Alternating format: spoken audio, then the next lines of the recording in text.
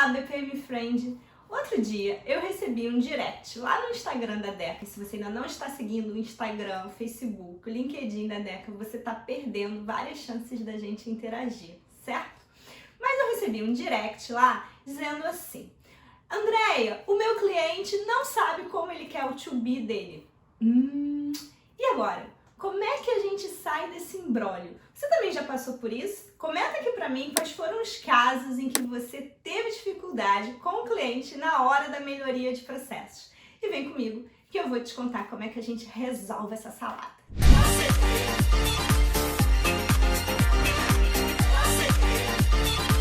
Bom, quando a gente está falando de to be, só para contextualizar, a gente está falando da fase de melhoria de processos do nosso ciclo BPM. E a fase de melhoria de processos tem duas grandes etapas. Uma etapa de análise do processo existe, uma análise crítica, a hora que a gente vai procurar problemas, a hora que a gente vai ver aonde que dói. E essa etapa normalmente é um pouco mais fácil. Eu até já deixei um vídeo aqui no canal para vocês com algumas técnicas. Por que ela é um pouco mais fácil? Porque criticar alguma coisa que já existe é sempre mais fácil do que o step seguinte, que é a gente dar soluções para esses problemas, né? Muita gente gosta de criticar sem propor alternativas para resolver aquela situação. E aí, o analista de processos, quando vai trabalhar o to-be com o cliente, espera que vai chegar lá e o cliente vai dizer para ele tudo o que ele quer no to-be. E aí, toim. Por que toim? Porque analista de processos, eu já falei isso com vocês uma vez, não é anotador de pedido. Analista de processos não é para ficar ali sentado anotando tudo que o cliente pediu para ele fazer e pronto. A analista de processos precisa ter, cachola. Analista de processos precisa fazer uma análise crítica boa e também saber propor melhorias de processos, saber propor um to-be para o cliente. E deixa eu comentar uma coisa com vocês. É muito comum cliente que não sabe o que quer no to-be. Mais comum do que vocês imaginam. Se a gente olha para a história, por exemplo, a gente vê lá o Ford, né, com a indústria automobilística, o que ele sempre disse? Se eu perguntar para os meus clientes o que eles querem, eles vão me dizer que eles querem um cavalo mais rápido. Eles não vão me dizer que eles querem um carro.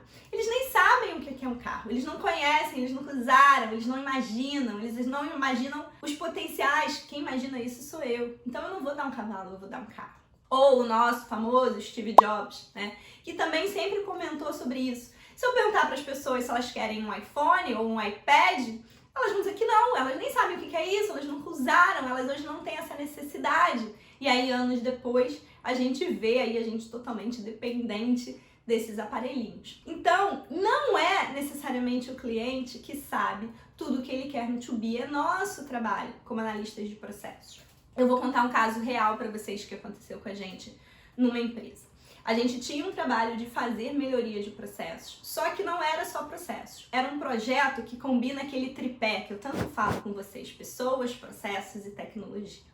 Então, eles estavam entrando com muita tecnologia, era na indústria de petróleo, então eles estavam entrando com muita tecnologia para os poços, para a automação de poços. Eles estavam criando um sistema em tempo real, trabalhando com Big Data para integrar todas as informações que viriam dessas automações, criaram salas colaborativas maravilhosas para que as pessoas pudessem ir para aquelas salas e tomar decisões em conjunto, analisando aqueles dados todos que estavam vindo.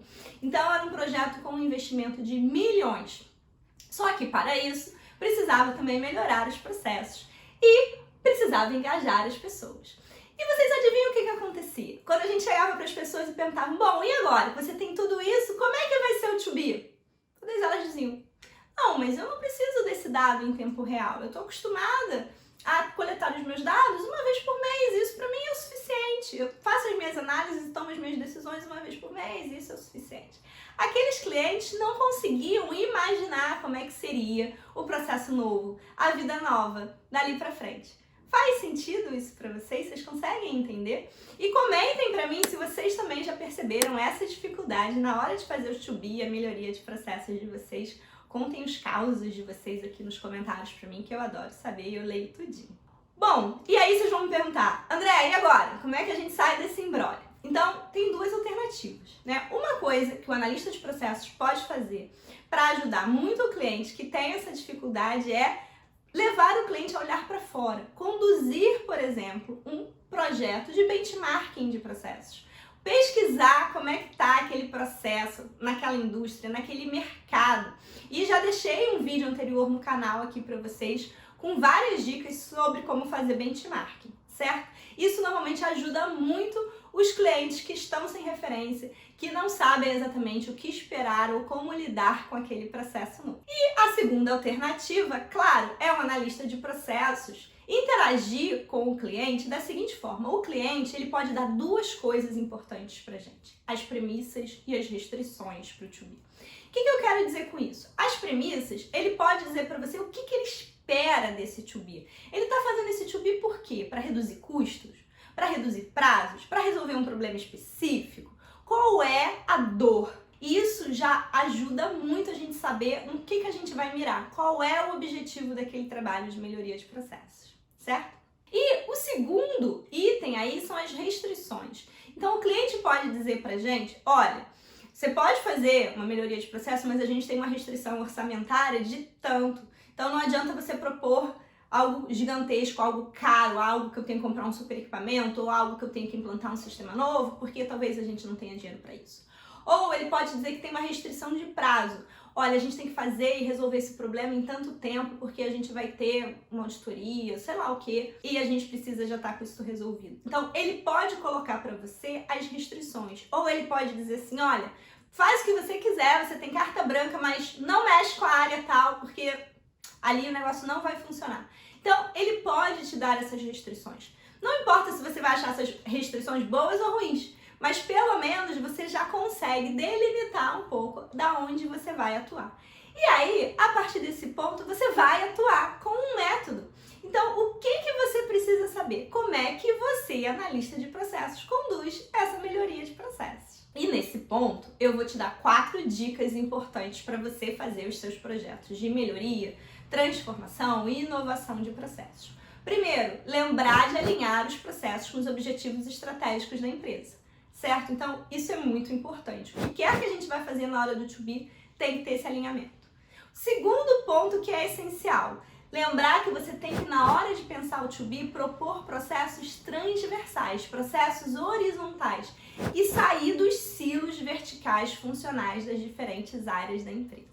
Terceiro ponto, óbvio, você vai redesenhar os fluxos dos processos, né? Usando a anotação, a ferramenta de processos que a empresa tiver selecionado. E é muito importante a gente lembrar de destacar onde tivemos intervenções, onde tivemos mudanças no processo, onde a gente alterou o fluxo do processo, até para a gente ter o comparativo do antes e do depois, a foto, né, do cliente antes e depois. E por fim, estabelecer indicadores para a gente saber como é que a gente vai medir se teve ganho, como é que a gente vai medir se a gente realmente conseguiu alcançar o que esperava, o planejado, se o processo antes e o processo to be novo, melhorado, realmente estão tendo desempenhos, resultados diferentes e a gente avançou. Esses 4 itens são os itens que ajudam muito na hora da gente fazer a melhoria de processos. E por fim, para fechar, convido vocês a dar uma conferida no DecaCast, o podcast da Deca que está no Deezer, no Spotify e no iTunes. Tem episódio lá onde eu comento com vocês mais coisas sobre melhoria de processos, quem quiser se aprofundar nesse assunto.